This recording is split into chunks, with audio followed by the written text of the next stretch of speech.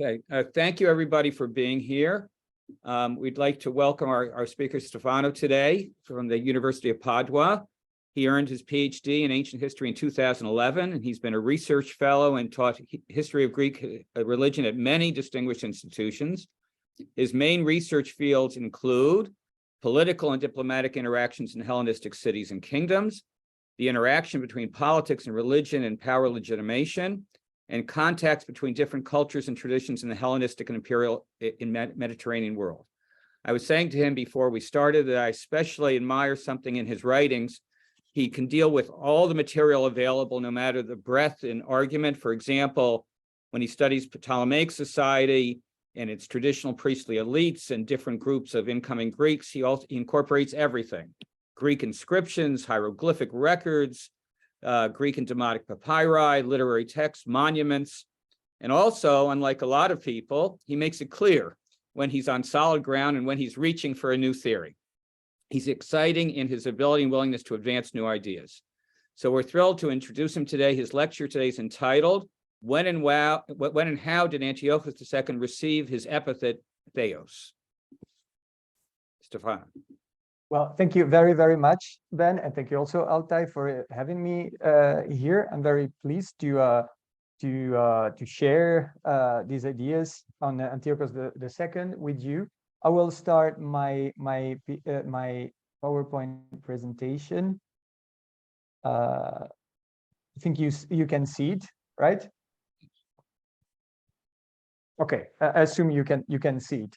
So my purpose today is to share with you some reflections on the origins of the epithet Theos attributed to Antiochos II.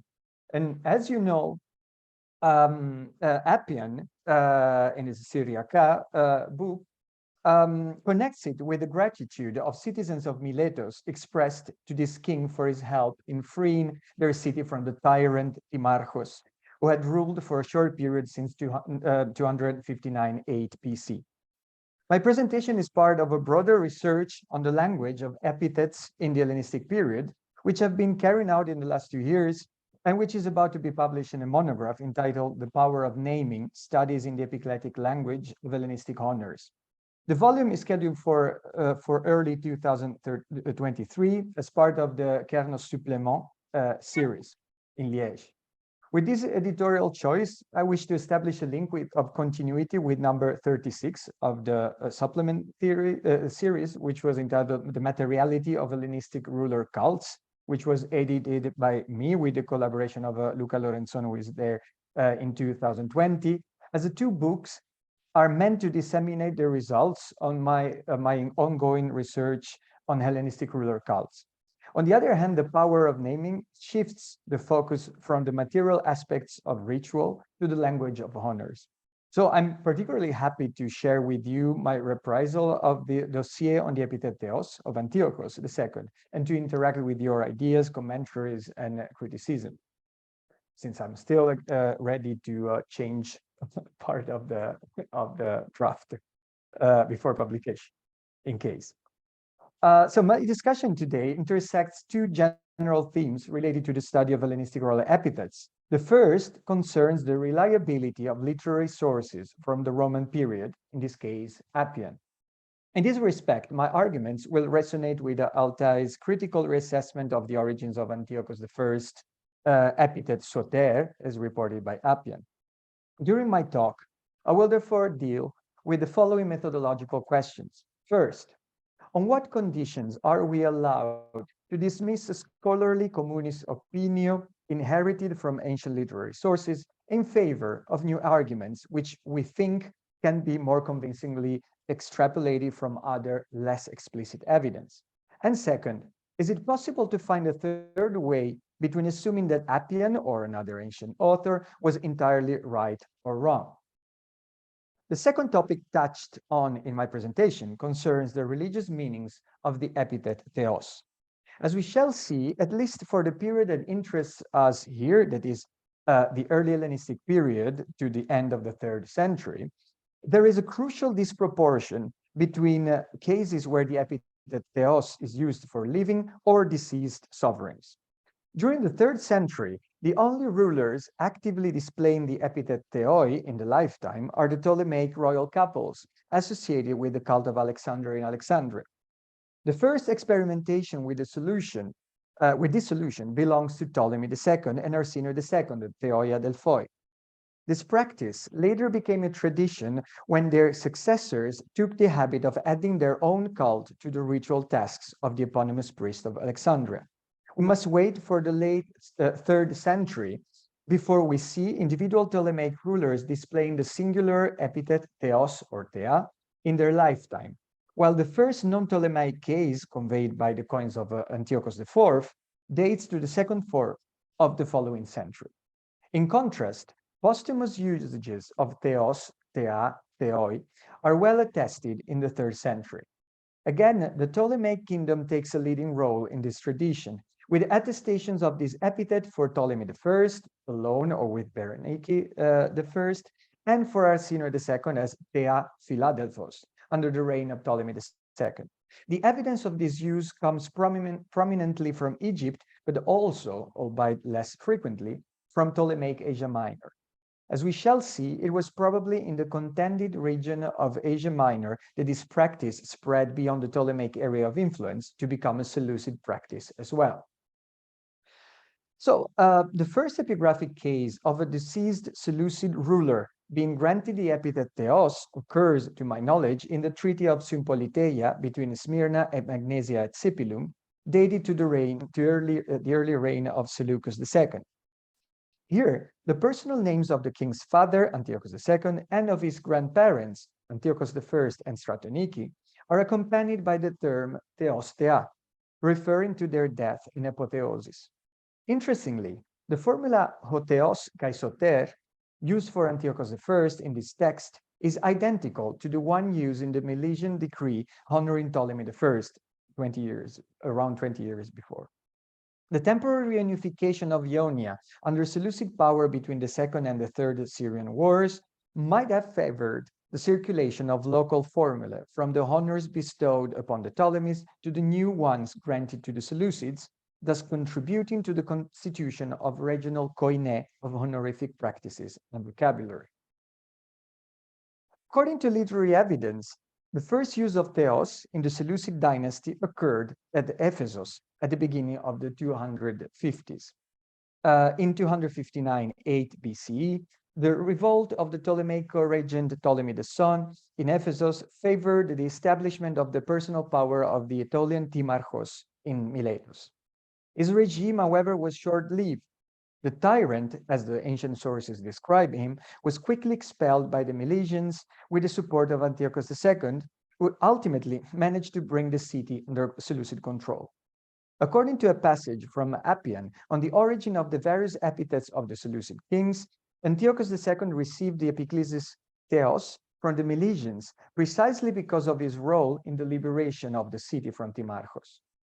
In support of the historicity of Appian's account, scholars have observed that after the expulsion of Timarchos and the passage of Miletos to the Seleucids, the Milesians bestowed a series of honors upon their new patrons, including the dedication of a stoa to Queen Laodice, Antiochus II's wife. Moreover, a 2nd century AD honorific inscription from Didyma confirms that Antiochus II's dynastic title Theos was experienced as an old civic tradition associated with the liberation of Miletos. The honorand, a certain Chryso, who served as a Hydrophoros of Artemis Putia, claimed to be a descendant of the Athenian Hippomachos, who, the text reads, had restored freedom and democracy to Miletus, having obtained it from King Antiochos Theos. However, when we consider Appian's narrative and its implications in detail, various problems become evident. Firstly, at the time of the liberation of Miletos, the only precedent of the epithet Theos in the titularly of living rulers was that of the Theoia Delphoi. As seen above, the logic and meaning of this cult placed it in a different category from the civic cults spontaneously created by Greek polis to honor their benefactors. The cult of the Theoia Delphoi was a top-down creation of the Ptolemaic court. It was attached to the cult of Alexander, the founder of Macedonian rule in Egypt and of its capital, Alexandria. Most importantly, it did not respond to an energetic logic of exchange between royal benefactions and the subject's gratitude. Instead, it was meant to express the legitimacy of the ruling couple and relieve models on earth rather than adhering to human marriage, habits, and taboos. Secondly, even in the case of the Theoia Delphoi, the term theos was not used autonomously, but always as part of a two-member epithet. The Hellenistic evidence provides very few cases where the epithet theos is used alone to accompany the name of a living sovereign. The multiplication of the occurrences of this term in the titles of later Hellenistic monarchs does not break this general rule, since other epithets are almost always attached to theos. Among the rare exceptions found in later evidence, in some cases the appearance of theos thea alone can be explained as the result of the abbreviation of a compound epithet. And here you have cases for Antiochos IV and Cleopatra Thea Eutheria. In some precise context, we have only theos or thea instead of a longer compound denomination. As a consequence, we may state that a minimal number of kings actually bore the single title theos while living. The first I can identify was Antiochos I of Bactria, but he ruled almost 1 century after Antiochos II. Conversely, at the times of Antiochus in the mid-3rd century, all the occurrences of theos as the simple epithet of a sovereign referred to deceased rulers, as seen in the decree of Miletos for Ptolemy I and the Sympolitei agreement between Smyrna and Magnesia at Sipylum. All these issues suggest we must search for a different explanation. The first point I wish to make is a methodological warning about dealing with the Hellenistic royal titles as they are employed and explained in literary sources of the imperial period. These authors use a system to identify sovereigns by their titles and nicknames, consolidated by centuries of historiographic practice. Each ruler could be referred to with a distinctive epithet, which also served the practical need to disambiguate frequent homonyms in Hellenistic royal houses. When authors of the imperial period attempted to explain why a ruler held a specific epithet, they often relied on local sources, which could cast a distorted light on the origins of the epithet itself. Pausanias' statement about the Rhodian origin of Ptolemy I's epithet soter provides a revealing case study. Pausanias' report is substantially correct from a local perspective, but only conveys a partial truth if we focus on the use of soter as Ptolemy I's standard dynastic title. While there is no reason to reject the assumption that after the end of Demetrius' siege, the Rhodians decreed cultic honors for Ptolemy, including the epiclesis soter, Pausanias' statement must be integrated with the rest of the evidence. This reveals that only later did this epithet pass from serving as a cult denomination in a local context to functioning as the standard dynastic title of Ptolemy I. This occurred in Alexandria under the reign of Ptolemy II. Starting from this methodological premise, in what follows, I will explore the hypothesis that Appian's account should be interpreted as the long-term result of a regional tradition connecting the epithet theos a posteriori with the honors granted by the Milesians. The bestowal of honors upon the ruling couple, Antiochos II and Laodice, was a manifestation of gratitude by the civic institution following the expulsion of Timarchos. At the same time, it was proof of their allegiance to their new patrons. Perhaps the Milesian honors implied the use of local epiclesis, of which, however, documentary evidence says nothing in this case, apart from the assumption we can find in Appian. Still, as in most contexts, where a city spontaneously dedicated cultic honors to a king, they probably did not directly create the standard dynastic title of Antiochos II. I propose that the epithet Theos was not a denomination used by the Milesians to honor Antiochus in his lifetime, but rather an epithet added to the king's name posthumously as a sign of his death and apotheosis. Antiochus II died in 246 BCE. A few years later, the treaty between Smyrna and Magnesia testifies to the use of Theos for the deceased Antiochus II and Laodicean for their predecessor Antiochus I. The point that has to be explained is how and when this epithet ceased to be understood as an indication of the death and apotheosis of the king, and then became a standard dynastic title. A comparative analysis of the few preserved Seleucid dynastic lists from the late 3rd and 2nd centuries provides a promising path, according to me. In the late 3rd century, the Seleucids began promoting a message of dynastic continuity by drawing attention to the link between the living king and his progonoi. Antiochus III was the foremost proponent of this message, establishing a centralized cult of the ancestors with branches in the various provinces of the kingdom. Interestingly, Antiochus' effort is roughly contemporary with the initiatives of his enemy, Ptolemy IV, who was putting the finishing touches on a dynastic cult of all the Ptolemaic ruling couples.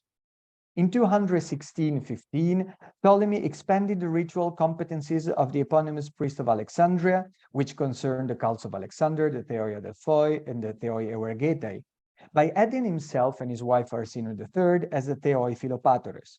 1 year later, in 215-14, the dynastic list was completed by the addition of the first Ptolemaic couple, the Theoi Soteres, who had hitherto remained out of the eponymous cult. Finally, the king reorganized the Ptolemaic royal quarters by uniting all the royal tombs in a unique dynastic sacred enclosure, which also hosted Alexandria's Sema. Antiochus III likely acted out of a spirit of emulation and competition with Ptolemy IV. The Ptolemaic case provided the most established and developed model of dynastic cult, and Ptolemy's initiatives had immediately followed his victory at Raphia in 217 against the young Antiochus himself. Antiochus' promotion of a dynastic cult of the progonoi was part of an ideological reorganization of the kingdom. This accompanied the military appropriation of land dominated by his ancestors through the suppression of Achaeos secession in the west, to the organization of the eastern borders in Bactria, the conquest of Coele Syria, and the reaffirmation of Seleucid control over southern Asia Minor. Following the model of the Ptolemaic dynastic cult, where each generation of rulers had a distinctive epiclesis, the establishment of a new cult of the Seleucid ancestors must have given new impetus to a process of selection and construction of the Seleucid dynastic memory. An important part of this process plausibly concerned selecting and combining provincial traditions into a unifying royal narrative. An echo of this process can be found in the lists of Seleucid kings preserved in cities that were or had been under Antiochus' reign. Although these lists do not show the same level of homogeneity as the Ptolemaic ones, they share some interesting similarities. They reveal that at least in the original plans of Antiochus III, the cult of the progonoi was meant to implement some sort of standard in the various provinces, even though this attempt was short-lived. The war against Rome and Antiochus' defeat, with the consequent loss of a large part of Asia Minor, led to the failure of the plan of unification and harmonization of the kingdom. As confirmed by inscriptions, however, local cults of the Seleucid dynasty survived long after Apamea, even in cities that were no longer under Seleucid control. In what follows, I briefly compare the best preserved lists, which come respectively from Antiochia in Persis at the end of the 3rd century, reign of Antiochus III, Seleucia in Pieria in the 2nd quarter of the 2nd century, so reign of Seleukid IV, and Theos during the 2nd half of the 2nd century, when the city was under Attalid influence. Here you have a synoptical presentation of the list of the kings that are mentioned in the denomination of the priesthoods. Before entering into details of the formula employed by these documents, I shall briefly comment on the nature of the Theos inscription, which is still under discussion, and probably there will be a nice chance to debate afterwards. Various interpretations of the function of this list have been proposed. A private monument following Dittenberger in OGIS 246, Mastro Cinque, and Adak. A sacrificial calendar according to Pieszko. In my opinion, neither explanation is entirely satisfying.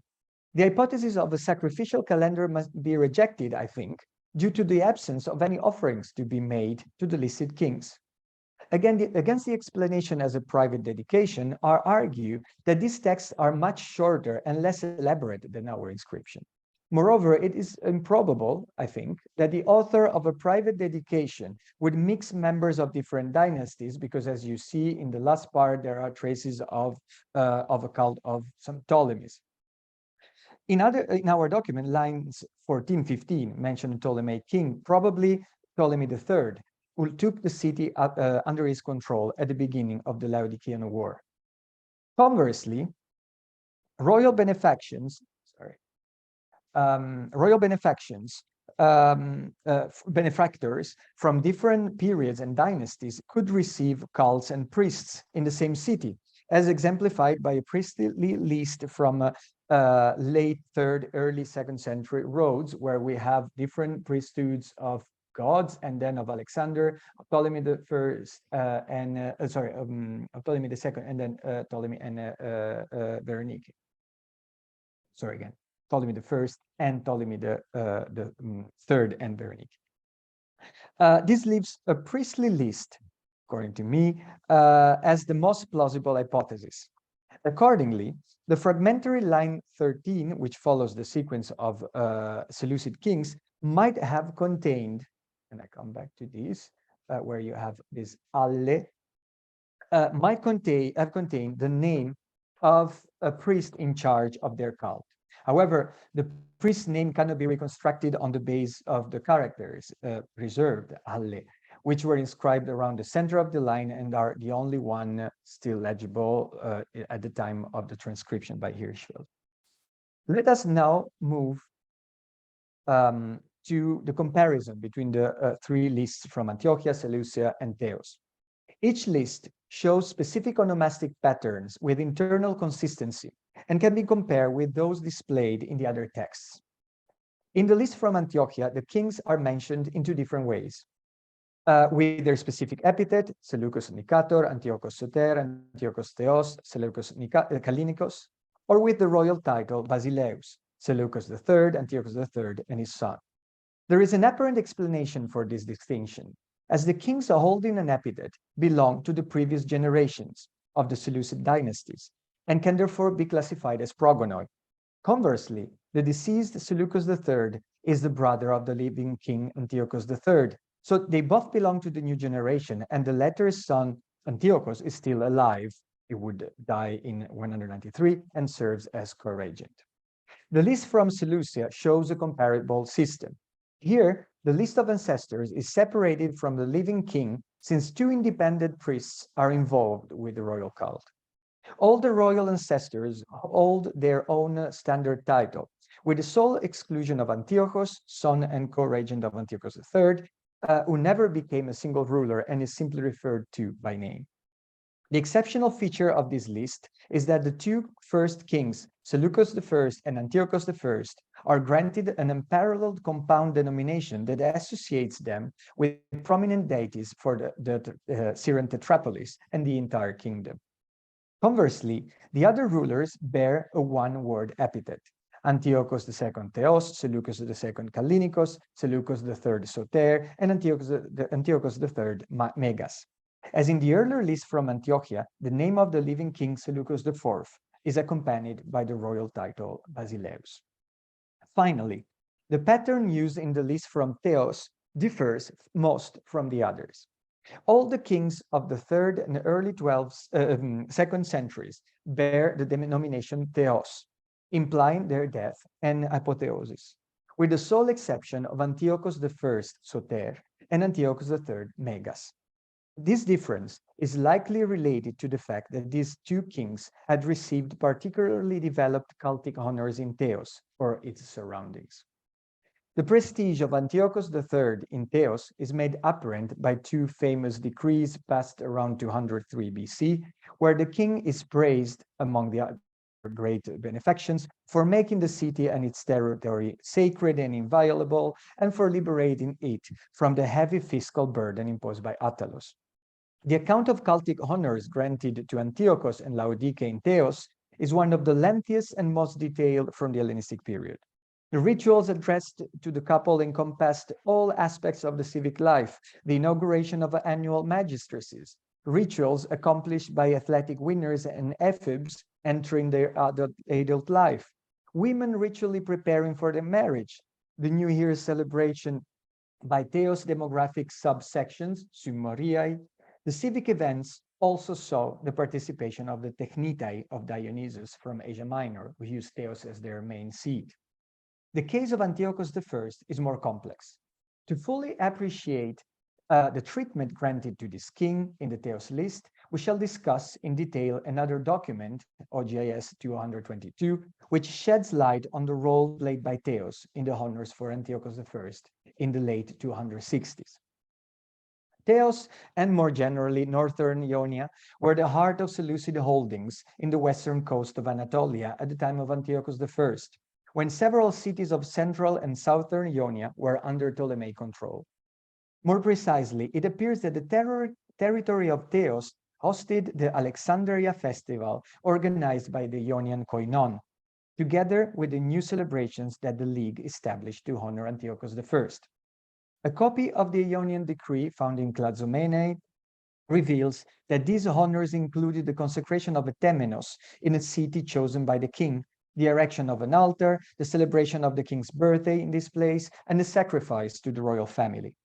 As reported by Strabo, this festival was hosted in the sacred grove of the Chalcides, consecrated to Alexander, the son of Philip.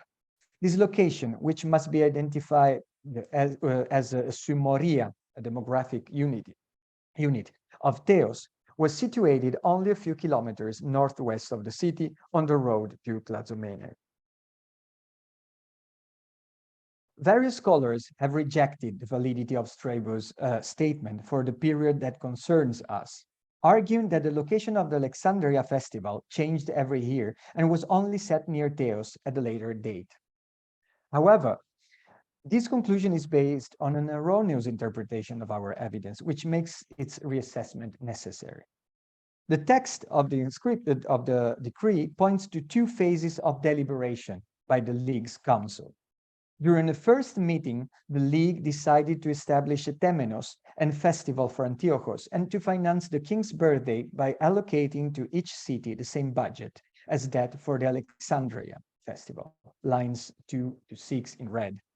Then, 2 envoys per city had to bring the decree to the king, lines 6-14, and plead for his future help to the League, lines 14-20, all in black.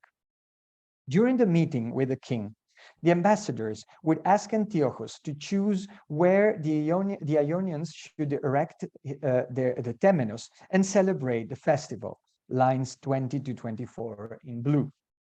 Finally, at the following meeting of the League's Council, the envoys would celebrate the Alexandria and deliberate on the practical aspects concerning the erection of the sanctuary, lines 24-30 in black. For the first time, they would also carry out the rituals addressed to Antiochos and the royal family, which are described and regulated in detail in lines 31-40, and that's in green. This means that the link between Antiochos festival and the Alexandria embraced all the aspects of the event: budget, time, and space. The crucial lines 24-25 are fragmentary, yet their meaning is clear. The League's envoys should meet again to discuss the practical aspects of their monumental project in the city where the Alexandria were to take place, that is, in the place chosen by Antiochos for his temenos and festival. In the light of our evidence, there is no need to reject the implication of Strabon's words that Antiochus chose Theos and that the Temenos was created on the nearby site of Chalcidice, which remained the principal seat of the Alexandria until Roman times. This picture raises the related question of whether the sacred grove of Alexander already existed there or was planted as part of the project for Antiochus Temenos. Although a conclusive answer is impossible, it is likely that the cult place of Alexander had been established in the area of Chalcidice in relation to honors previously decreed by the Ionians, and that its existence made the sanctuary especially attractive for Antiochus, as his cultic honors would be celebrated in close spatial relationship to a place evoking Alexander's liberation of Asia Minor from the Persians. In any event, if the cities of the Ionian League indeed acclaimed Antiochus as soter in the 260s, we may assume that the location of this Temenos and festival near Theos also established a close link between the city and Antiochus' saving interventions in favor of the member city of the League. The association with Alexander's military exploit would be even more significant if, as stated by Appian, Antiochus' epithet was perceived as directly connected with his efforts to defend the Greek cities of Asia Minor from the new formidable barbarians of the period, the Celts. For reasons of time, I'm not dealing with the problem raised by Appian's statement, but of course I would be happy to come back to this point as during the discussion, since Altay has written on this topic, and Appian's reliability concerning the origins and meaning of Antiochus I's epithet provides a close parallel to the discussion of this paper. But let us now come back to our focus, the Theos list. Starting from Antiochus IV, the text, we'll go back to this, refers to the kings by complex denomination that closely mirrors the multiplication of titles held by second-century Seleucid kings. Unlike the lists from Antiochia and Seleucia, where the binary opposition between the ancestors and the new generation of rulers probably depended more closely on the dynastic cult's program as it was conceived under Antiochus III, the Theos list was inscribed when the city was under Attalid influence. Consequently, it reveals more clearly the perspective of the city. The kings of the more recent past have their actual titles, while those of the 3rd century are evoked more generically, except for Antiochus I and Antiochus III, who had played a more important part in the city's political and religious history. Apart from these differences, which depend on the different chronological and regional distribution of our sources, there is a single exceptional similarity across the different lists. No matter the pattern chosen in the list, Antiochus II is the sole king who always bear the title Theos. This point combines with my previous caveats about Appian's report on Antiochus II's epithet Theos, and in my view provides a positive piece of evidence in favor of the hypothesis that this king did not receive a distinct epithet in his lifetime. I come to my conclusions. If the arguments I have proposed so far are accepted, then the conclusion we can draw is that Antiochus II's denomination Theos was not originally conceived as a distinct epithet accompanying the king's name in ritual honors established in Miletos. The honors practiced in the city seem to have not entailed the creation of a specific epiclesis associating with the king. In any case, we don't know it. Nor, to our knowledge, did this process occur anywhere else before Antiochus' death in 246. As suggested by the Sympoliteia Treaty between Smyrna and Magnesia, evoked in the beginning, any reference to Antiochus II as Theos in documents prior to the organization of the Seleucid dynastic cult under Antiochus III can therefore be interpreted as a sign of the king's death and apotheosis, in compliance with the practice attested first in the Ptolemaic kingdom and later extended to Seleucid Ionia. It was only at the time when the lists of the ritually honored Seleucid progonoi were created that the posthumous epithet Theos, used for Antiochus II and for other deceased rulers, was transformed into a personal dynastic title to fill a disturbing gap in the list of Antiochus III's royal ancestors. Admittedly, we have seen that other royal family members were also without a personal epithet, like Seleucus, son of Seleucus I, Seleucus III, except for Seleucia, where he received the title Soter, and Antiochus, the son of Antiochus III Megas. However, while these figures had been minor members of the royal house, Antiochus II was a prominent character, for which Miletos had decreed honors after the expulsion of Timarchos. If this reconstruction is correct, then Appian's report regarding the origins of Antiochus II title is neither entirely wrong nor entirely correct. Like Pausanias on the link between Ptolemy I and the epithet Soter, Appian drew from his sources and generalized a local tradition that is attested in Imperial Miletos by the inscription for the Hydrophoros Chryso.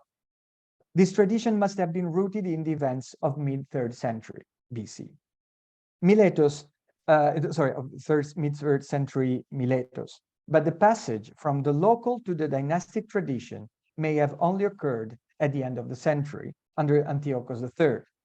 As in many other Hellenistic contexts, the development of a dynastic cult made it necessary to establish order in the dynastic memory.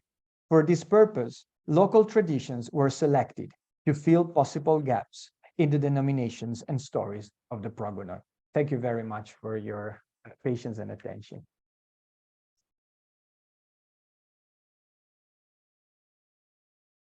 So I'm ready to listen to counter proposals and criticism, etc. Yes, so this is now where I take over for a couple of minutes. Stefano, I think you can unshare the screen.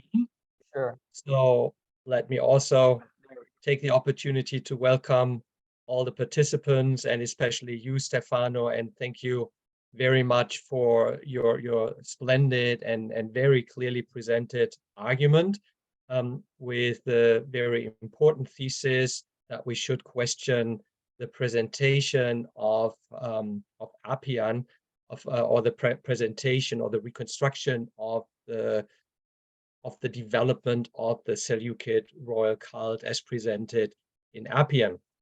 And well, your main thesis was that the title of Theos was typically given to a deceased king initially, and only later, after the cultic reorganization under Antiochus III, it became the standardized title for Antiochus II. I found much to agree with in your presentation, and I had the privilege of reading a written version, which made preparing feedback a little easier for me. Thank you for that. Though I have a couple of suggestions, questions, and modifications, which hopefully will stimulate the debate, but my conclusion will join in with yours that Appian's report regarding the origins of Antiochus II's title is neither entirely wrong nor entirely correct. So let's, well, we might dive into Appian's quotation because you also kindly mentioned or referred to my article from Phoenix 2012, where I question Appian's presentation or explanation of Antiochus I's Soter title. I just want to add a footnote. When I read on, I actually had the impression that you do not agree with my reconstruction, but that is just a minor quibble, and we will come back to that. We can discuss that anytime, but whether you agree or disagree with my reconstruction of the Soter title for Antiochus I does not really matter for your argument. There are so many inconsistencies or anachronisms in Appian that I would still say that your first suggestion to be cautious with our literary tradition from Roman times would still stand. So much more important then is your exploration of the Theos title in the Seleukid dynasty. And well, we find nothing before, to be specific, for the living king. That is the focus of your argument. You question that the Theos title was used in the Seleukid dynasty for the living king. And the earliest example that you came up with is Antiochos IV, Theos Epiphanes. And I have not gone into the evidence myself again, and from my recollection, I can fully agree with this. Your next step then took you to the Ptolemies as a potential model for the Seleucids, and you had a twofold argument, I would say. The first was negative, and that was very diligent. You said, well, even the Ptolemies, and they may have been referred to as a model, and there is one seeming parallel, namely that for the Theoi Adelphoi, who would be contemporary, well, largely speaking, contemporary to Antiochos II, but they are not really a good example because they are, we do not have the individualized king, and the title is very specifically limited to the Alexander cult of Alexandria and not used elsewhere as a title for Ptolemy II or in any of his cults during his lifetime. So that was very diligent. And I quickly wanted to refresh my memory of the, well, one of the most famous coin types of antiquity, the twofold jugate portrait of Theoi and Adelphoi issued by Ptolemy the second, I think after his sister wife had died, so in or after 270 BCE. And I found further confirmation of your suspicion because we see the parents as jugate portrait on one side, and there's the sibling couple on the other, and we have Theon and Adelphon quite separately on two different sides. And I was wondering, where else do we actually have evidence for Theoi Adelphoi during the lifetime that is undisputed? But that is just a footnote to confirm that I fully agree with the negative side, that the Ptolemies were not yet an example for using the Theos title for the living emperor. But then you move on and you specify that they may have been good examples for using Theos as the title of the just deceased and divinized king. And you specify that, well, especially in Miletos, which had been under Ptolemaic rule only a few years before, and where Ptolemy II had been enjoying a cult as a living king, these Ptolemaic conditions would be a good explanation. So I say that this is a good possibility, and you then move on and say, well, and there is further potential Ptolemaic influence on the Seleucids, namely through Ptolemy IV, when he reformed the dynastic cult of the Ptolemies in 215, around 215. That might also have been the impulse for Antiochos III to reorganize the dynastic cult of the Seleucids. And that is all possible and perhaps even accurate. However, a general caution I would suggest, we have too often assumed that the Ptolemies, the better known, better attested, more Mediterranean Ptolemies, are likely the models for the Seleucids. Some of my most recent research on the royal ideology of the Seleucids have suggested that in some cases we can actually claim quite safely precedence of the Seleucids over the Ptolemies. I mean, the use of the introduction of the Basilissa title for the main wife of the king and mother of the successor is earlier attested for the Seleucids and also makes more sense in the Seleukid than in the Ptolemaic context. And the same could be said for the sibling marriage, which is more surprising because when we think of royal sibling couples, everyone first thinks of the Theoi Adelphoi, Ptolemy II, and Arsinoe II, but that's only the most prominent development.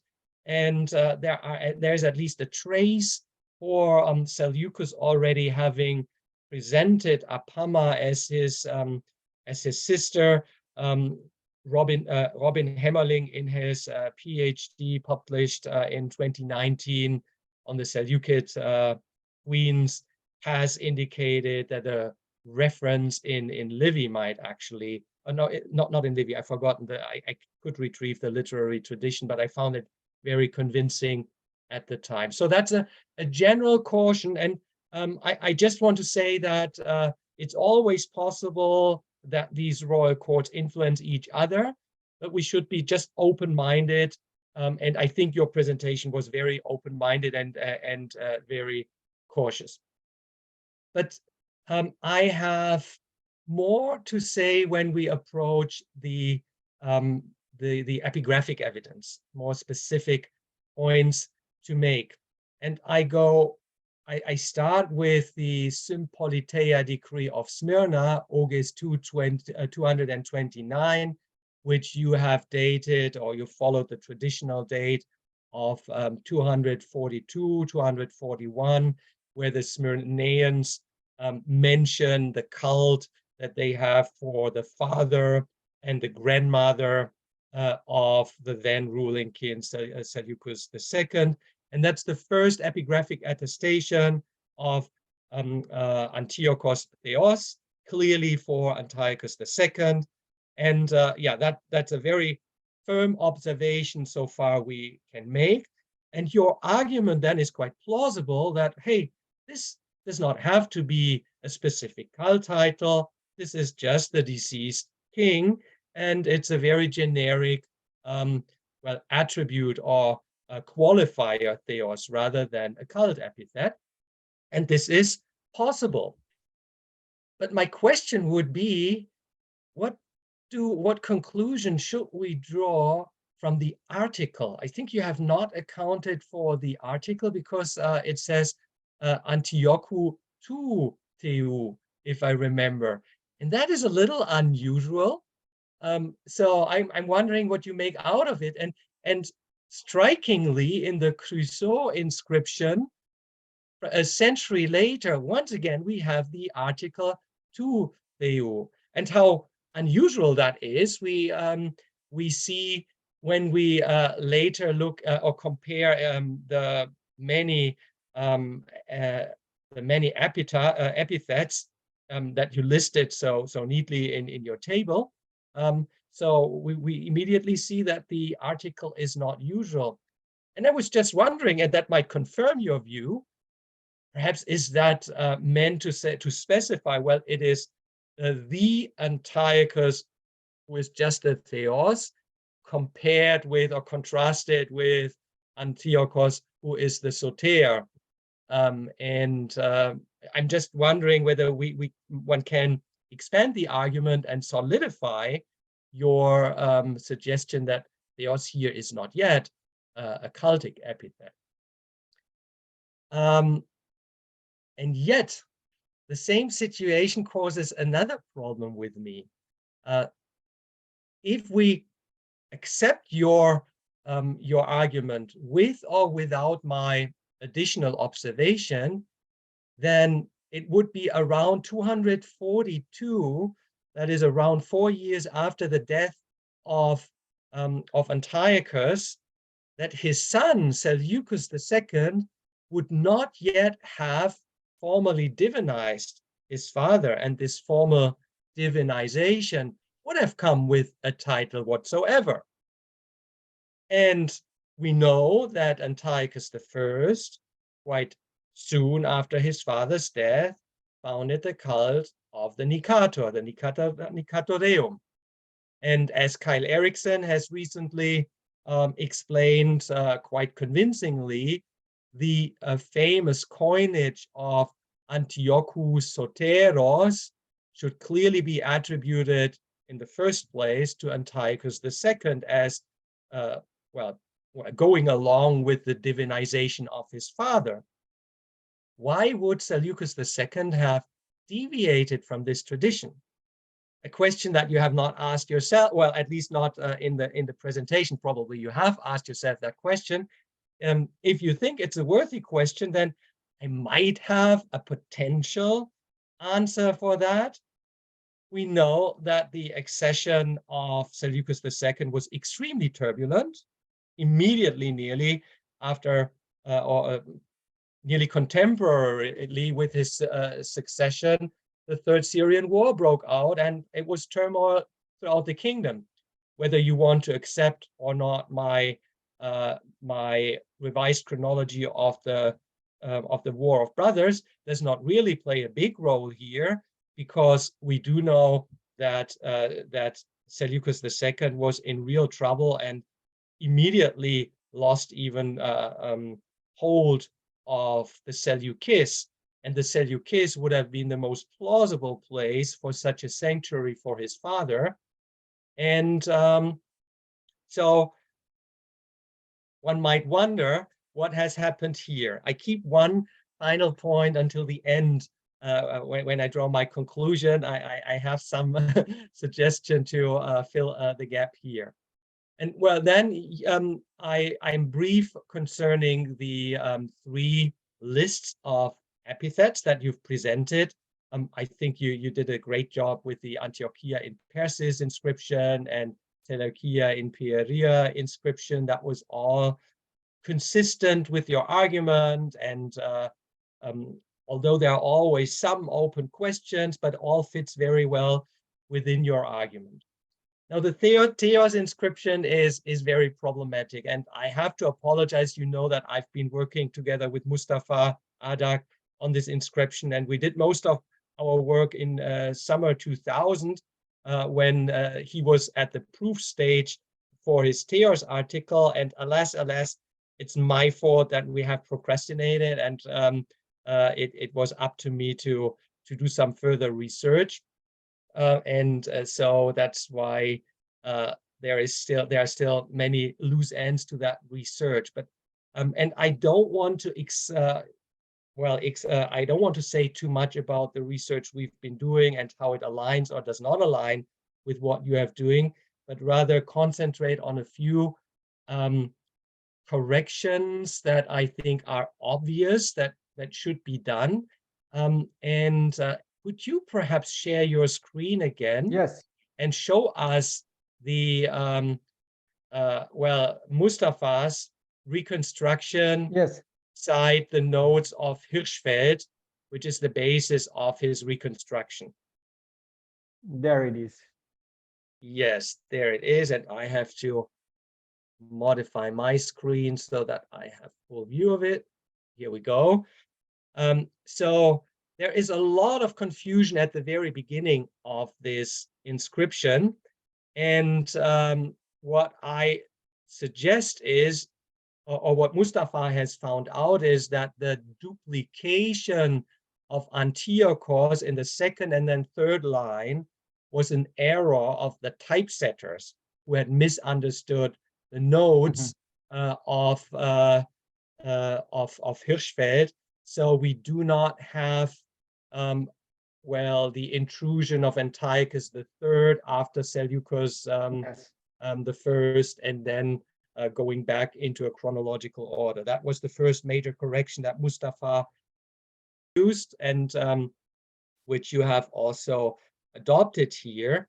Then, however, Mustafa suggested that we have that Hirschfeld himself confused the Soter title with the Megas title, because if we look into the notes, the second line has Megalu very clearly visible, and not Soteru. And I actually think we should maintain that what our only witness has for us, because the stele with the inscription is lost, as we know, and I rather think we have a very spurious collection of titles which just do not align with the official tradition, and so much more needs to be so much more research needs to be done in order to to hopefully explain how this list has come together. But that's a first point that I'd like to make. The second point, a minor correction, is that although I would love to see, now referring to line 3, I would love to see Seleukos, the son of Antiochos I, as one of these kings with a cult. I think we also have to get rid of this explanation, because we read in line 2, Kai Antiochou Megalu Seleuku Theu. This is the only addition that is or the only combination of two names that is not separate by a Kai. We should most likely read this Seleuku Theu as a patronymic. So because this Antiochos is here given not with his standardized title Soter, but with the unusual title Megas, it's specified here that it is the son of Seleukos, who has been mentioned in this list before as Antiochos Theos.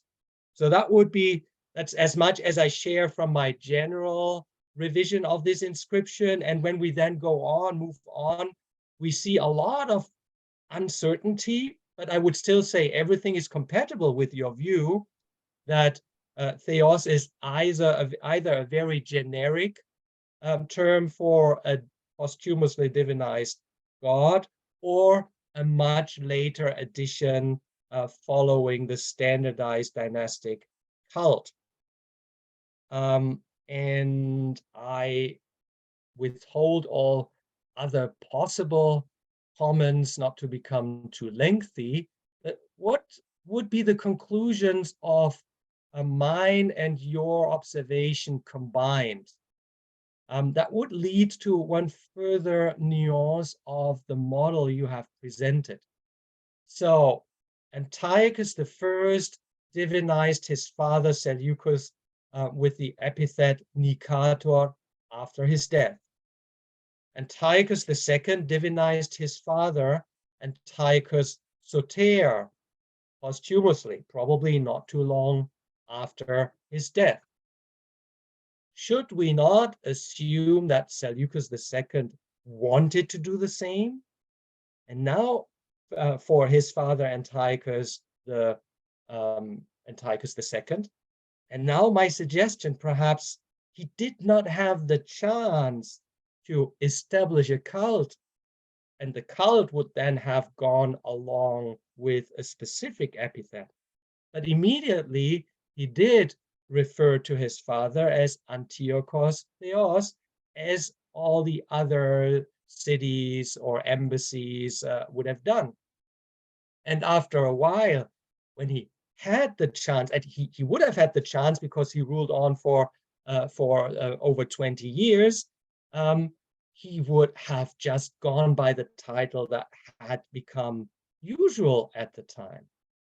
If that is then correct, then Antiochos III, when he made his major cult reform, well, the major reform was not to give new titles to former Seleukid kings or new epithets, but he would just, the novelty would be to introduce one cult, one priesthood, one sacrifice for all of the deceased or predeceased kings together.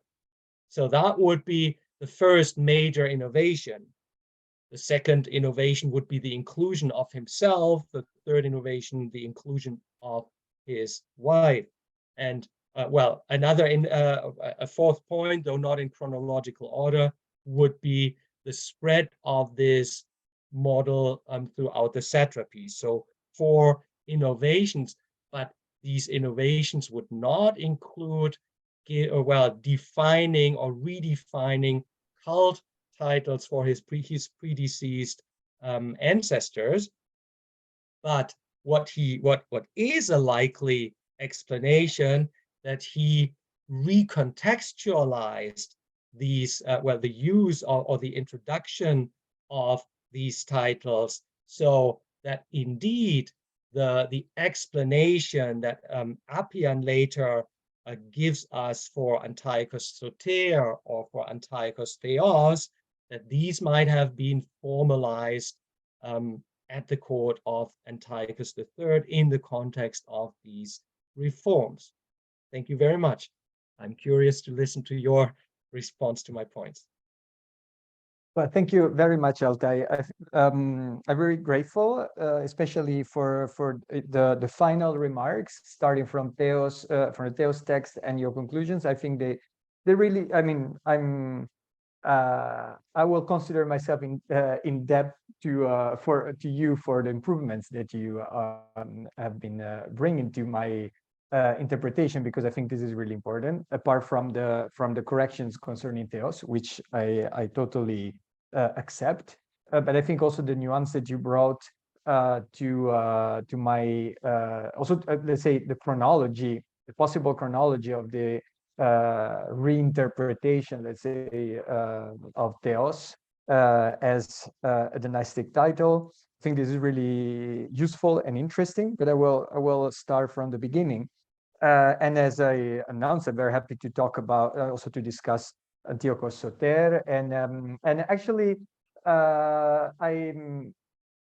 absolutely follow you when you say that we should not anachronistically imagine the Celts moving in the beginning of the 3rd century as a unique group that is defeated in a giant battle, the elephant battle. I wonder if, on the other hand, Antiochus had the chance to actually fight against and the necessity to fight against the Celts, as, for instance, Achaios the Elder did, and perhaps it could have happened through several small clashes rather than a big battle. This would not reduce the importance of the interventions of Antiochus I if they took place. Also considering that in the inscription from Laodicea on Lycus Achaios is called a soter for what is a local success. We even have another a precedent of Antiochus I being called soter, in this case together with his father in Aigai, with some in a context that has nothing to do with the Celts. So perhaps we have a plurality of occasions. Perhaps one of these occasions might also be related to the Ionian League and have something to do with the defeat of Celts in specific context, not in a big battle. So that's perhaps also the nuanced way by which I follow your discussion of Appian's report about Antiochos III. For the mutual influences between the Ptolemies and the Seleucids, I also totally agree. I don't think we should state that the Ptolemies were always the model and the Seleucids followed. I think your paper on the Basilissa is absolutely important and very useful in this respect. I think it's very interesting also what I think was your third point. I was interested in your observation about ho theos, and actually this use of an article is something we find also in the evidence concerning how Ptolemy I is called ho soter in many cases by the Nesiotic League. But not always.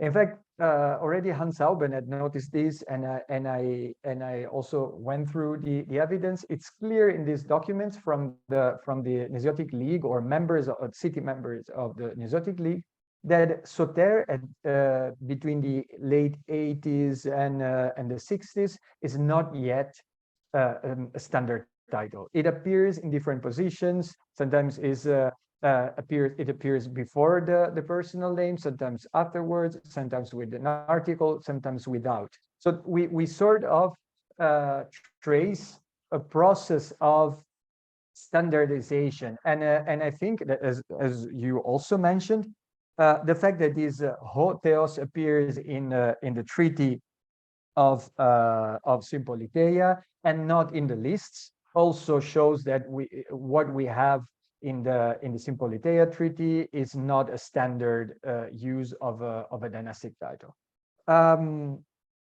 Concerning Theos, as I already said, thank you very much. It's all very appreciated. The remarks and correction you propose, and I certainly embrace them. I'm also very interested by what by your observations about how things might have happened at the time of Seleucus II, and the parallel you made with his predecessors, with Antiochos. They find the first they find his father, and the same Antiochos II for his father Antiochos I. So it is indeed possible that what is happening under our eyes in the Treaty of Magnesia and Smyrna is something that is happening on both sides in a way. This is something that comes from the formulary used by the city, but at the same time it could reflect the wish of the king. So it is possible indeed that in the situation in which Seleucus lived through the first years of his reign, it was just not possible to establish a cult, perhaps a cult in Seleucid Syria, which was the heart of the kingdom, but it was not under control of the king. So why not? Indeed, it is possible that Theos already works as, the best option available for the king, and perhaps the only one at the beginning of his reign. And because it became something that was in use in the international protocol, then it remained as such. In which case, indeed, Antiochus III did not promote the creation or the selection of an epithet that had never reached a pan-Seleucid status, but indeed, as you said, it rather was innovative with respect to the fact that he put everything together. So I think I definitely accept the plausibility of your hypothesis, and I think this brings more nuance and also more body to my proposal. So thank you very much. Okay, Stefano, can you unshare your screen so that we can? Yes, of course. Okay.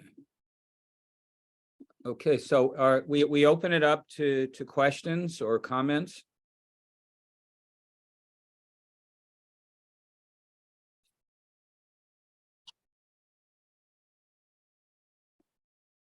Well, if there are no questions, or while people are getting unshy, Stefano, I'd like to first of all thank you for that wonderful presentation. I have a very practical, simple question, which is scholarly nomenclature to make it fancy. How do we refer to these guys? Okay, if we have epithets that we're not so sure of in terms of how much they were used, how they were used at the time, and your example is well-founded. For instance, I grew up referring to Antiochos IV as Epiphanes. And I had a teacher who said it's pre-Epiphanian and post-Epiphanian and things like that. Maybe that's wrong. Maybe we shouldn't, maybe that term wasn't used, that epithet wasn't used very much at all.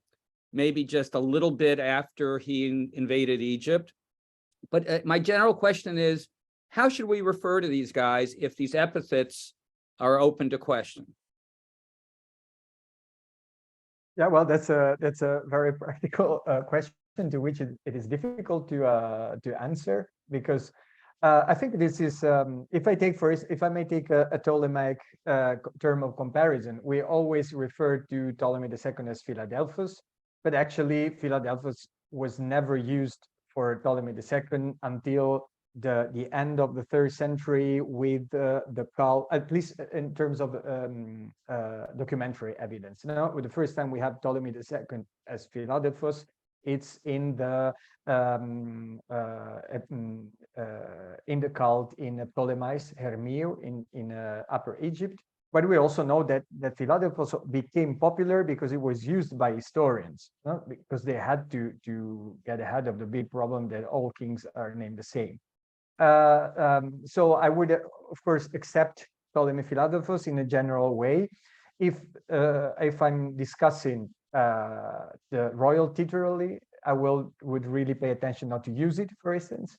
And your point for Epiphanes is something perhaps similar, perhaps in a way. I mean, this is not something innovative that I'm saying, but of course, the fact that ancient historians in first place established the practice of naming these kings with an epithet that was official and was very useful, as sort of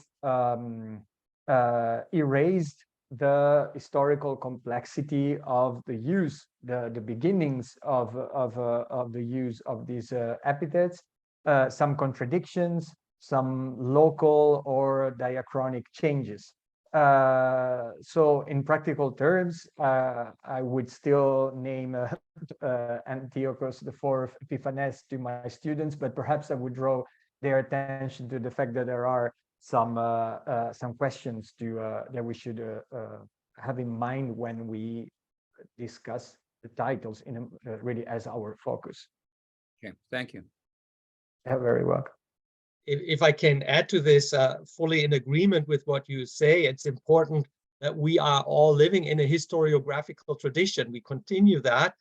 And and this historiographical tradition even goes back to an official court tradition that had officialized these names, but very importantly, posthumously or with even further delay. So that's on the positive side. But well, it's always good to think about alternatives. And yes, we do use alternatives, the numbered kings. But this is even more problematic.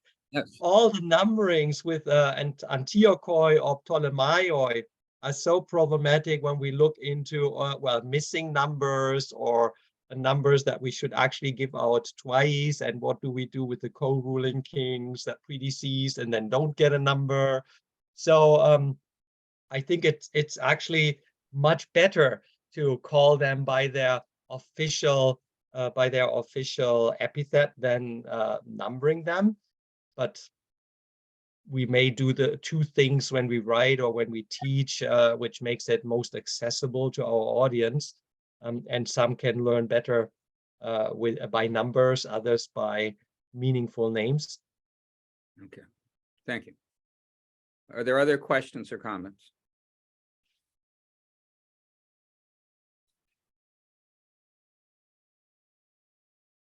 I have a question. Please. I hear, I'm fairly new to this group and I am still learning. And I hear you say that the Miletos people gave him this name. But then I hear that others were given the name by their son when they died. And I'm wondering what the importance of a group giving them a name versus their heir giving them a name. Yeah, well, I think this is very important. At least, yeah, the first point that comes to my mind is the fact that we should, in principle, distinguish between epithets, but also narratives or visual attributes that come from the initiative of a city, and those that come from the initiative of a court, for instance. In many cases, I think that it would be misleading to just ask the question if a certain title or a certain link with a god or something similar dates to a kingdom or another. Of course, this is an important question per se, but then the answer should not be one-sided in terms of this happens at this right moment, because this might be correct from a certain point of view, like by focusing on one group of sources. But we should also, at least in principle, ask ourselves the question if something that we see, for instance, at the royal level, like something that is embraced and promoted by the king, by the court, might also be the response to some local initiatives that maybe date earlier. On the other hand, it's also what I also pointed out. It is in many cases, the initiatives of the cities might happen on the first place, but they don't necessarily establish a standard. Perhaps the standard is established later. So there we have the chance that civic initiatives, local initiatives, actually precede a dynastic choice to make, for instance, an epithet a standard title. On the other hand, we may have cities that react to and adhere to a royal initiative. In some cases, these things might actually happen almost at the same time. And for instance, what we have been discussing and what Altay proposed for the beginnings of the use of Theos for Antiochos II, it might be that what we see in the treaty of Smyrna and Magnesia is not just a civic use, but it also responds to the wish of a king. So it is very difficult to say in general what we should say about the priority of a city or of the court. But I think we can gain a lot of nuances if we ask the question, who is first, and with what, also not just the question of priority, chronological priority, but also of geographical scale or even social scale, like who uses a certain epithet. It might be that we have an epithet in certain communicative occasions and media and not in others. So I think when we talk about these topics, we should start with a very broad grid and try to see what kind of relationship better explains what we have in the evidence. Thank you. I hope that Thank you very makes much. sense. Yes. Other questions or comments?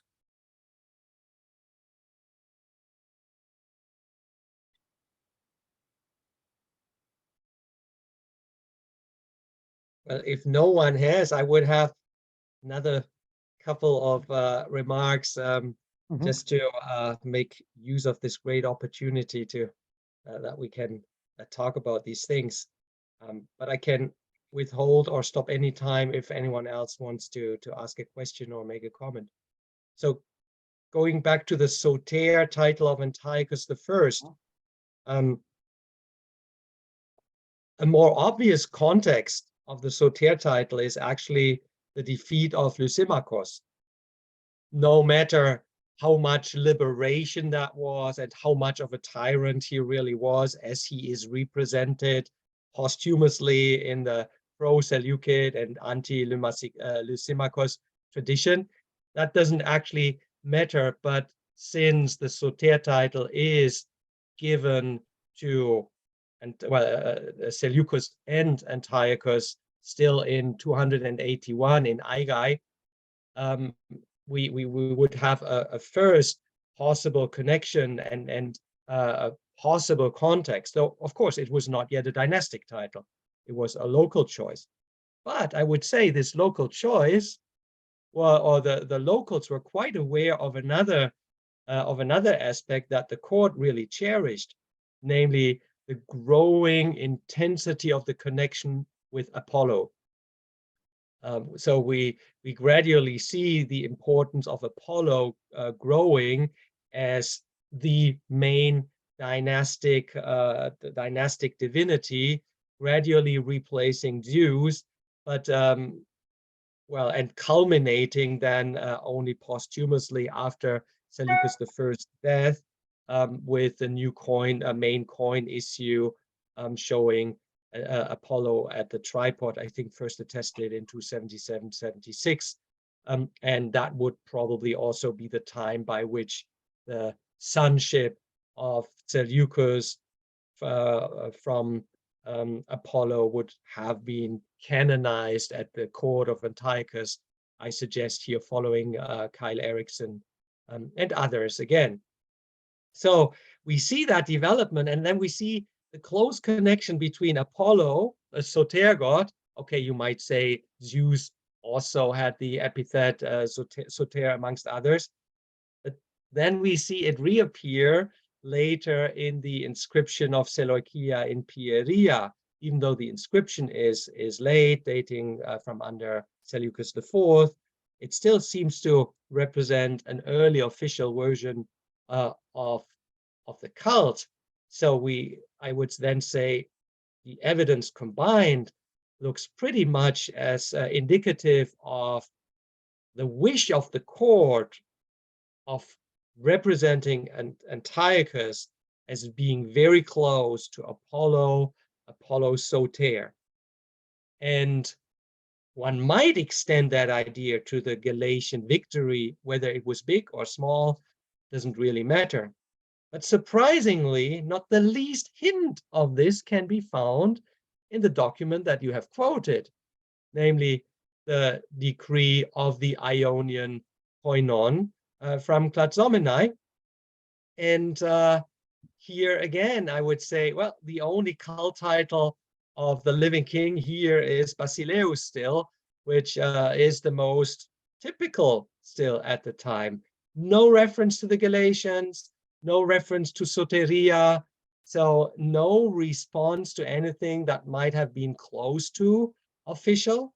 But it would have been the Ionians who would have thanked Antiochus for defeating the Galatians, and well, they should have been the first promoters of a soteria cult had it been related to the Galatians.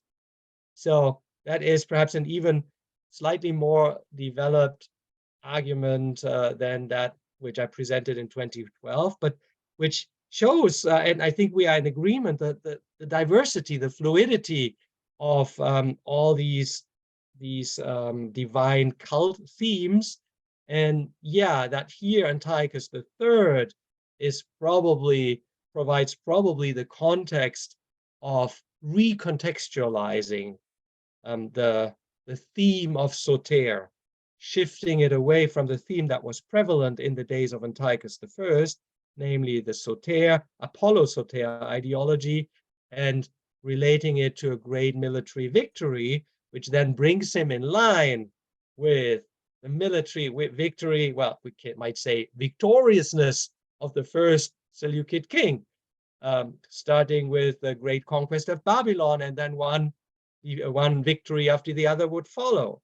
Next, Antiochus, and well, presenting as his greatest victory a big Galatian victory, and then that might go along with an epic that might have been produced at the court of Antiochus III.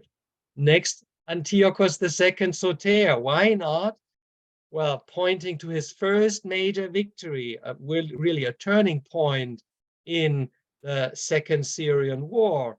The conquest of Miletos marked the turning point, coming out of the defense and now going into the offense and reconquering much of Ionia and southern Asia Minor. So why not choosing this and as the theme of the divinization, also of the official divinization of Antiochus II. And well, the next would be Seleucus Kallinikos, obviously fitting well into this line. And one might speculate now about Seleucus the third soter, but with Antiochus Megas, Antiochus III Megas, the one who was just coming back from his great anabasis. Here we go. We are back in the line, and not only in a line of conquering kings, but it's actually a pinnacle then achieved with Antiochus III Megas. I'm just improvising that, trying to put the jigsaw pieces together. No, thank you. Yeah, I think that's absolutely inspiring. I think this is something that that raises so many questions.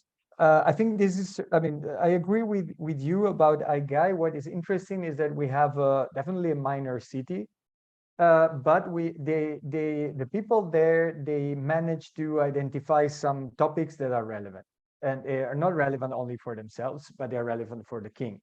Of course, the fact is that many cities in Western Asia Minor have Apollo as a very important god. So it's at the same time important for them to associate Apollo to the new cults, so that the cultic honors for the kings get an important place in the religious life of the city. But on the other hand, these cities, precisely because they have a strong link with Apollo, they can really start creating sort of piling up process by which every city uses an important god that is Apollo, and Apollo becomes more and more a god that draws the attention of the Seleucids in a way that it can also create a sort of an avalanche effect, you know, like at a certain point things start to converge from the perspective of I don't see Altay anymore. He's there. Oh yes. Oh yeah. No, I lost you for a moment. Okay. And then they become really. We really have at a certain point probably a process in which both cities and the king collaborate, no, and things start getting very, very fast. What I was very interested in when I was working on the book was indeed to further explore the Apollo-Soter hypothesis. What really interested me was that actually Apollo doesn't often have Soter as an epithet. The god appears definitely in context, but this doesn't necessarily contradict what you said. But again, it's interesting because when we share points of view, we see there are many nuances and maybe things are complicated, but not necessarily against the like a general view. If you take, for instance, the case of the case of Delphi against the Persians, but also other contexts, like for instance, the Delphi against Apollo protecting Delphi against the Celts. No, and we have this beautiful text from Kos about the sacrifices that have to be accomplished for thanksgiving to the god. It is interesting that Apollo is definitely there, but at the same time, Soter is always Zeus in these dedications. So there is what I wondered while thinking about this, while discovering this this fact of Apollo not having the epithet Soter so often. It seems like Zeus and Apollo are certainly important deities in the context in which, for instance, the sanctuary of Delphi is protected against the barbarians attacking it. Apollo is the center of the sanctuary, of course. So there is a celebration for the salvation of the sanctuary, Soteria, in the case of Delphi, for instance. But Soter is Zeus in these texts from Delphi. On the other hand, we also have the case of Seleucid Syria, where we know that the Greek Apollo works very well for a kingly deity in the local area from a non-Greek perspective, at least. So I wonder if Apollo becomes more and more kingly, and because of that, more and more Soter, which usually would be a competence of Zeus, precisely because in Seleucid Syria, Apollo is more royal than anywhere else. I don't know if this is a bit confused. So I would like to sum up. I think that perhaps this Apollo Soter is something new that is not really there in the beginning, but comes really from Seleucid Syria, because Apollo is royal in Syria. Yeah, that is a very interesting thought. I have not followed up on the titulature of Apollo really, say in Delphi. Pythios, of course, would be the obvious choice here. And even in Didyma, I have not checked which all the attested epithets of Apollo might have been. And I think that sounds like a very intriguing argument that you are now knitting together, because obviously we know that Zeus was at the forefront of Seleucus's ideological choices, and then Apollo glitched in as the oracular god who was foretelling the royal future.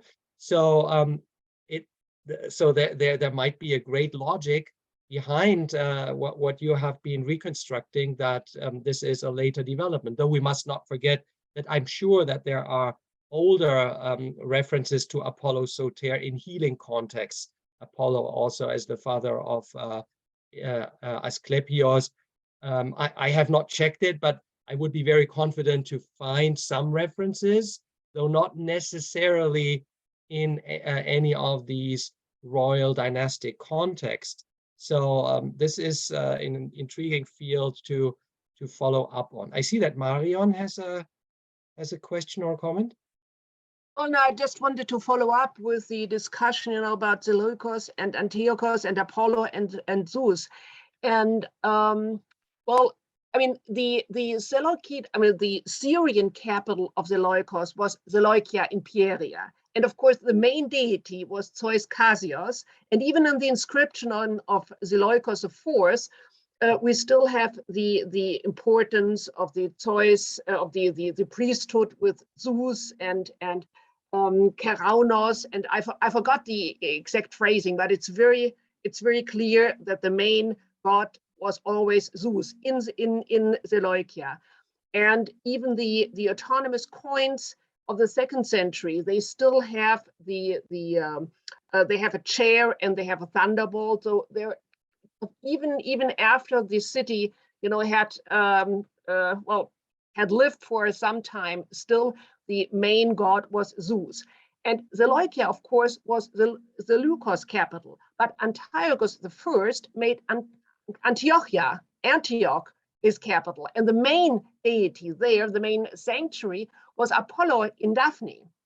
So what I would have to check, I know that the foundation of the Daphne sanctuary is connected to Seleukos, but we would have to check the sources. A lot of things in Antioch are connected to Seleukos, but only in later sources. And they might actually originate with Antiochos when he, one generation after the actual founding of the city, made it the capital. So maybe the preference for a certain god is mirrored in these main cults of the various cities. Zeus in Seleucia for Seleukos, and Apollo in Antioch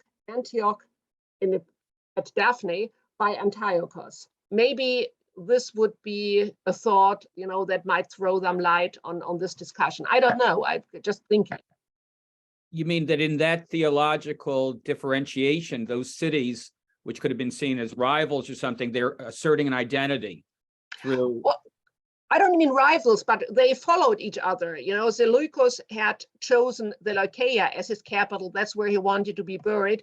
But then one generation later, the capital was transferred to Antioch. And they had this, they celebrated the big sanctuary of Apollo. So maybe this kind of, not suggested, but promoted, also a promotion of a certain preference of Apollo. And I would think this line might be more convincing than an attempt to connect the soter quality with healing. Obviously, with Hellenistic rulers, soter refers to salvation from an enemy and victory, and not so much to the healing quality, which undoubtedly is there, but I don't see the connection between Apollo and his healing qualities and the Hellenistic rulers. So I would think that maybe, these sanctuaries and their prominence and their the way they were promoted somehow joins in with this discussion about the preferences of Zeus or Apollo. But we would definitely have to check the sources on that more thoroughly. What I meant by my question, what I meant by my question, because I think that's very interesting, is, okay, you're Antioch, you're trying to develop this identity as the capital. Maybe you definitely don't want to be using Zeus. Maybe you want to assert a different deity. That's what I meant by differentiation and identification or something. Yeah. I mean, I'm suggesting this is as a possibility, as a possibility, not as a solution. No, I understand. But largely that makes a lot of sense. And I think this is not new in that there was this differentiation between Seleucia, Zeus, Nicator, and Antioch, the name closely then also connected to Apollo and the important Daphne sanctuary. It's very and my point about the healing connotation or the healing function of Apollo was just meant to explain that the combination of Apollo and Soter is older, predates the Hellenistic period. That was my point, not that for Antiochus and Apollo was in the first place a healing god. No, he was a savior god, and that follows the military cultic tradition of the Hellenistic age. So I think that we will easily agree, but we would also have to concede that a lot of what we are saying remains speculation, because it's very difficult for us to unfold the early steps of the foundation of the Tetrapolis. We would need very specific archaeological evidence, which we will probably never have, whereas the literary sources are all so old, so conflated, so that conclusions will largely be or contain a high level of speculation. But I think we are all pretty much in line here, that we follow the latest trend that Daniel Ogden, Kyle Erickson, and others have worked towards, to show that the importance of Antiochus in the Seleukid dynasty and dynastic ideology is late, and very clearly Zeus came first. We see that in the coinage, we see that in the naming pattern, and this important Zeus Nicatorium cult, or Nicator, not Zeus Nicatorium cult, but well, you know what I mean. So I think we are all in line here, and yet we do not have the final conclusive evidence to prove all that. Stefano, you were indeed. It's something that came to came back to my mind while listening to you and to Marion. So my point, and that's just a way of indeed pushing the speculation, the discussion further, since we are happily here together to talk about this. In Ptolemaic Egypt, Isis and Serapis become Soteres because of the Ptolemies. Before, I mean, it's after Raphia. So what if actually in the Seleucid kingdom, Apollo becomes Soter because of Antiochos? And I would like to bring this point. So I'm not starting back my PowerPoint, so I'm just make a very analogic presentation. I don't know if you can read these. So it's like the other name is Seleucus Zeus Nicator. So what happens here? It's magnificent. Zeus is embedded between the king's name and his epithet, because Nicator is not originally an epithet of Zeus. But afterwards, we have later evidence where we have Zeus Nicator. like in some cases in the post-Seleucid period. What if we have the same thing here? We have Antiochos, Soter, Apollo, and then it becomes Apollo Soter. Wow. Of course, just speculation. Well, that's great. That is both new to me. So how you change the chronology, and well, I'd be very curious to read your book. Then that was the best possible advertisement you could do to make us all curious, and to look forward to this being published. So we will be sure that all your arguments will be most worthwhile studying carefully. Well, I'm happy to know they will have like a thorough readers. So in other words, the best I can epithet went not from the god to the man, but from the man to the god. This is something that may have happened. Right. And actually, there is an attempt now to try and reverse. At least to try and explore the reverse relationship. We all agree nowadays that cultic honors for political leaders did not replace the traditional religion, so to say, but they were modeled after. But the question arises if we can identify the opposite influence of ruler cults on local religious tradition. Right. And in the case of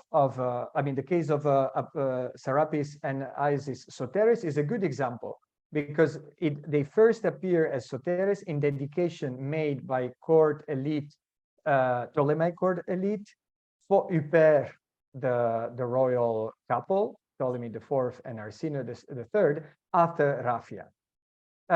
And we know that the two gods are advertised as those who have given the victory to Ptolemy. And afterwards, we have we don't. Better say it, we don't have it before. Also, Luca Lorenzoni, who is here, has studied the influence of these on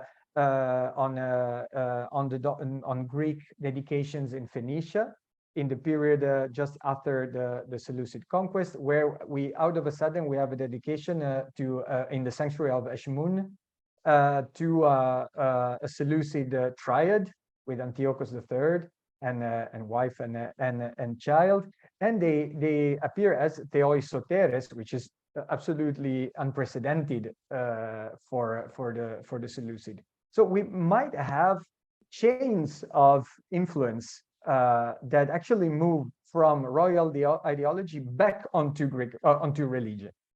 I don't think there is much done yet on this. That's why we might have something interesting to discover in the coming future in that respect. But that is wonderful observation. It sounds very plausible to me. Well, every single case would have to be argued very carefully, and you indicated that. But the general assumption that, well, the divine identities and royal identities mixed in the imagination or the perception of the common people, and also in the representation of official cult in temples of traditional Olympic divinities, when we then see statues of kings, of queens, of Roman emperors, of course, the influence cannot be only one-sided on the long run. So that's a very plausible assumption, and you've already provided some very good examples. So I look very much forward to seeing this research continue, and look forward to the harvest of your research in the near future. I think that's also a good endpoint for our meeting today. I would like to thank you, Stefano, once again very much for your stimulating presentation. Everyone else for joining and for hosting today.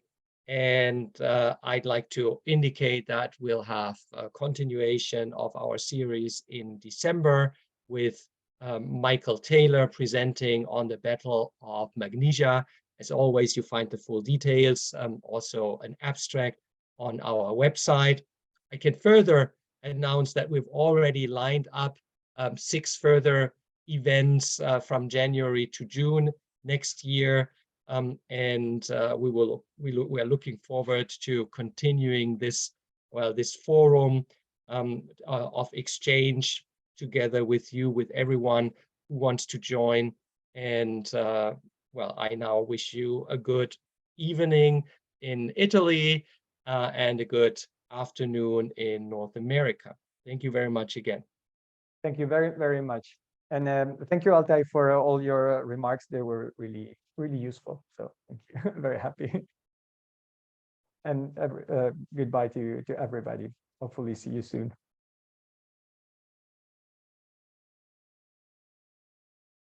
Ben?